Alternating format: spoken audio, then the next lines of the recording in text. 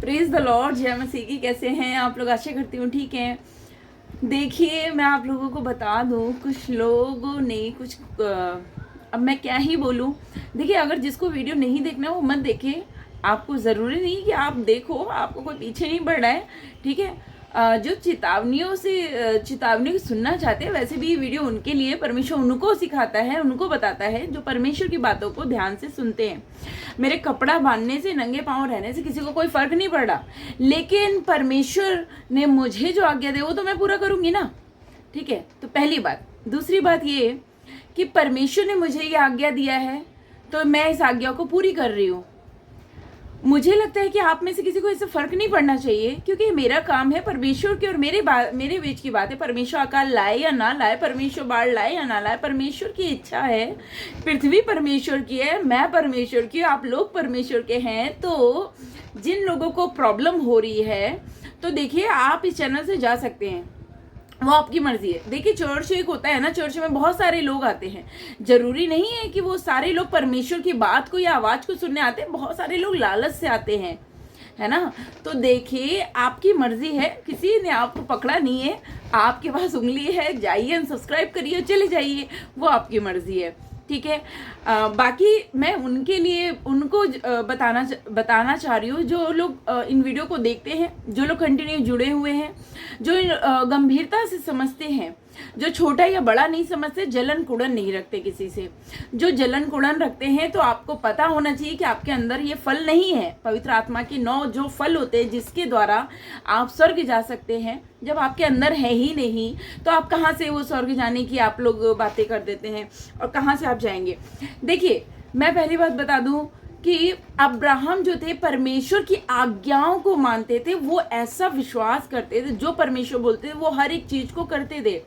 तब वो क्या करे, वो धर्मी गिने गए, है ना। उनके जैसा विश्वास किसी में पाया ही नहीं गया। ठीक इसी तरीके से आज के समय में परमेश्वर ने मुझे जो आज्ञा दिया, परमेश्वर ने बोला तो मैंने ये करा, ताकि मैं आप लोगों के लिए जो प्रोटेक्शन परमेश्वर ने बोला कि तू कितने हद तक अपने लोगों के लिए प्रार्थना कर सकती है। मैं भूखी रहूं, प्यासी रहूं, लेकिन अपने जितने भी मसीह लोग हैं, जो पवित्रताई से चल रहे, खराई से चल रहे, सच्चाई से चल रहे, जिनके मन में जलन कुड़न नहीं है, मैं उनके लिए प्रार्थना करती हूँ खाली।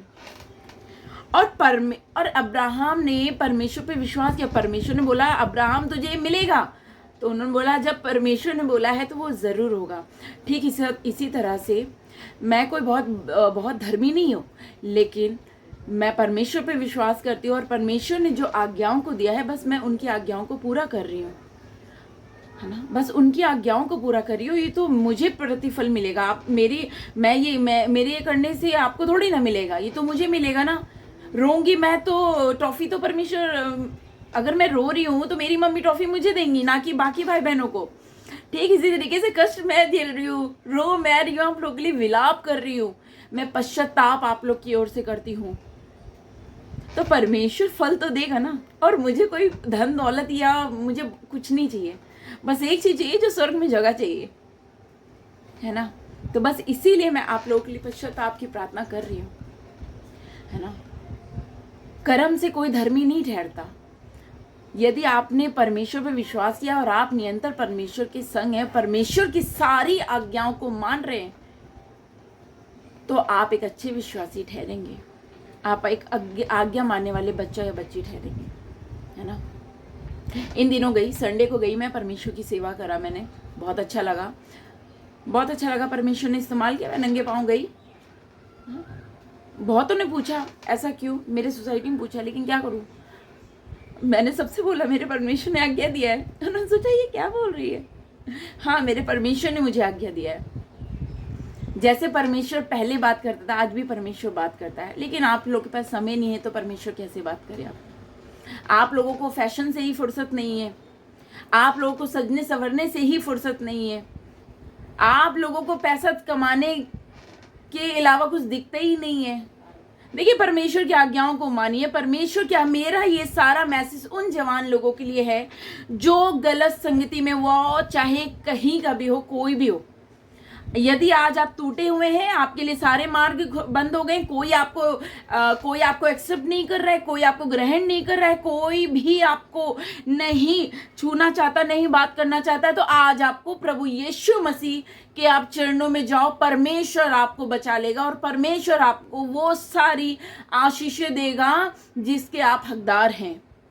तो आज परमेश्वर को पहला स्थान दीजिए, परमेश्वर की आज्ञाओं को मानिए, जो हंस रहे हैं उनको हंसने दीजिए।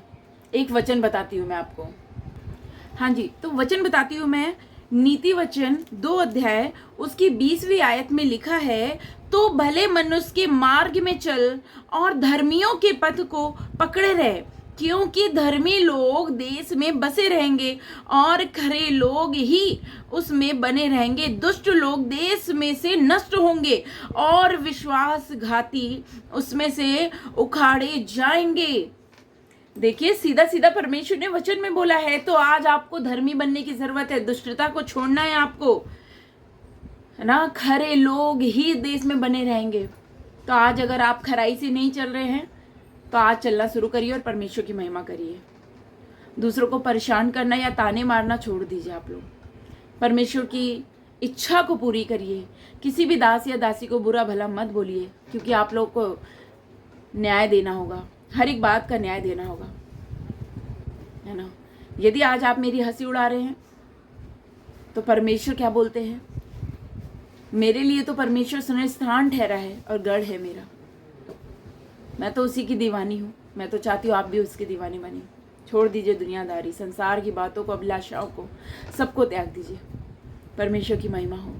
जय मसीह की आप लोग।